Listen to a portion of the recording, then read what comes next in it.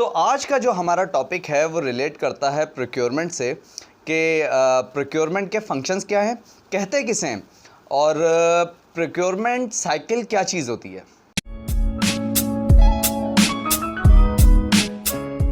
देखिए, प्रोक्योरमेंट का जो डिपार्टमेंट है वो किसी भी ऑर्गेनाइजेशन में जो है वो एक बैकबोन का रोल प्ले कर रहा होता है और उसकी वजह ये होती है कि ये प्रोक्योरमेंट के प्रोफेशनल्स ही होते हैं जो कि आपकी रेज़ की गई डिमांड या आपकी रिक्वायरमेंट को जो है वो राइट टाइम पे, राइट कॉस्ट के साथ, राइट क्वालिटी और राइट क्वांटिटी में जो है वो फुलफ़िल करके दे रहे होते हैं। अगर हम बात करें कि what actually a procurement is, तो बिल्कुल आसान अल्फाजों में एक ऐसा बिज़नेस फंक्शन या एक ऐसा बिज़नेस डोमेन जो कि purchasing, sourcing, acquiring, leasing, contract management और इवन के रिस्क मैनेजमेंट की एक्टिविटीज़ को भी जो है वो परफॉर्म कर रहा हो और इसके अलावा सस्टेनेबिलिटी के जो कॉन्सेप्ट है उसको मद्देनज़र रखते हुए भी अपनी एक्टिविटीज़ जो है वो परफॉर्म कर रहा हो। There are two basic types of procurement. The first one is the direct procurement and the second one is indirect procurement. So direct procurement की अगर हम बात करें तो एक ऐसी प्रोक्योरमेंट जो कि डायरेक्टली आपकी कोर प्रोडक्ट या सर्विसेज को हिट कर रही हो, that will be direct procurement. मिसाल के तौर पे आप जो है वो कोई रॉ मटेरियल परचेज़ करें अपनी प्रोडक्शन या मैन्युफैक्चरिंग फैसिलिटी के लिए, या आप किसी ऐसी प्रोडक्ट को परचेज़ करें जिसको आपने अगेन रीसेल करना हो, और या आपकी कोई जो है वो मशीनरी परचेज़ करें अपनी मैन्युफैक्चरिंग या प्रोडक्शन फैसिलिटी के लिए। So that will be the direct procurement. और इनडायरेक्ट प्रोक्योरमेंट जैसे नाम से ही ज़ाहिर है कि एक ऐसी प्रोक्योरमेंट जो इनडायरेक्टली आपकी जो है वो कोर प्रोडक्ट या सर्विसेज को हिट कर रही हो। मिसाल के तौर पे आपके ऑफिस के कंप्यूटर्स वगैरह, फर्नीचर एंड फिक्सचर्स और इवन के आईटी सॉफ्टवेयर्स भी जो कि आप इंटरप्राइज़ की प्लानिंग के लिए जो है वो यूटिलाइज़ कर रहे होते हैं। ये तो था एक जर्नल ओवरव्यू रिगार्डिंग प्रोक्योरमेंट्स और उसकी टाइप्स के हवाले से। अगर हम बात करें प्रोक्योरमेंट साइकिल की तो देखें ये टॉपिक जो है वो बज़ाते ख़ुद एक बड़ा इन डेप्थ और एक इन डिटेल टॉपिक है। मैंने कोशिश की है कि मैं इसे काफ़ी हद तक जो है वो एक समराइज़ वे में जो है वो समझा सकूँ। The story begins with the requirement और उस रिक्वायरमेंट के अगेंस्ट जो सबसे पहली चीज़ है वो है PR। PR stands for purchase requisition या जिसे हम परचेज़ रिक्वेस्ट फॉर्म भी कहते हैं। देखें, ये एक ऐसा फॉर्मल डॉक्यूमेंट होता है जो कि जनरेट किया जाता है आपकी रिक्वायरमेंट को रेज़ करने के लिए और उसे ऑन बोर्ड लाने के लिए। और इस परचेज़ रिक्वेजिशन या परचेज़ रिक्वेस्ट फॉर्म का कतअन मकसद ये नहीं होता कि you are ordering to the supplier, बल्कि ये जो है वो एक ऐसा फॉर्मल डॉक्यूमेंट होता है कि जो internally within the organization use हो रहा होता है, जो कि अप्रूव भी हो सकता है और मैनेजमेंट उसे नॉट अप्रूव भी कर सकती है।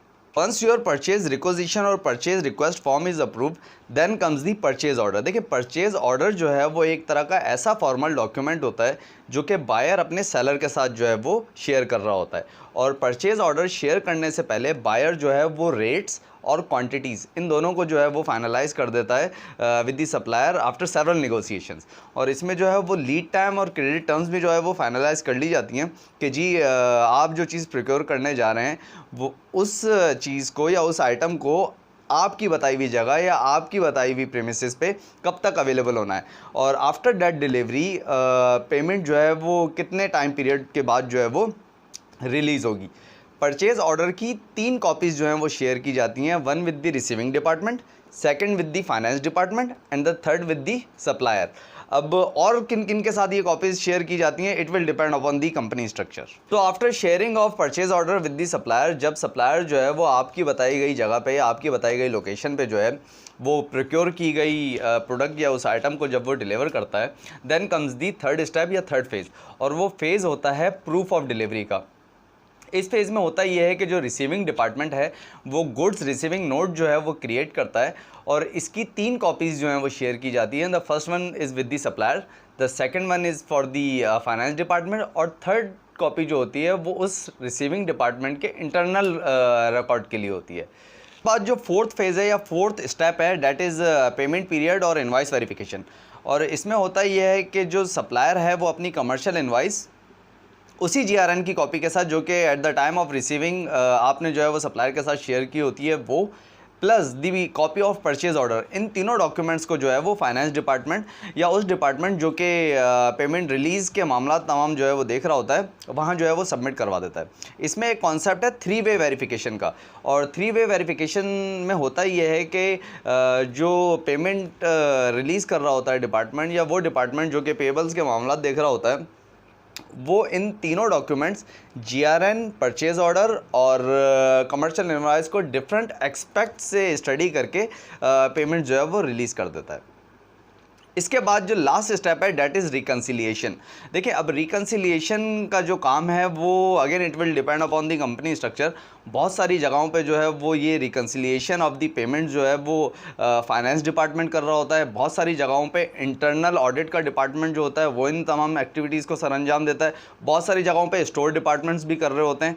So again it will depend upon the company structure कि वो किस फंक्शन एरिया से या किस डोमेन से जो है वो किस तरह का काम ले रही हैं।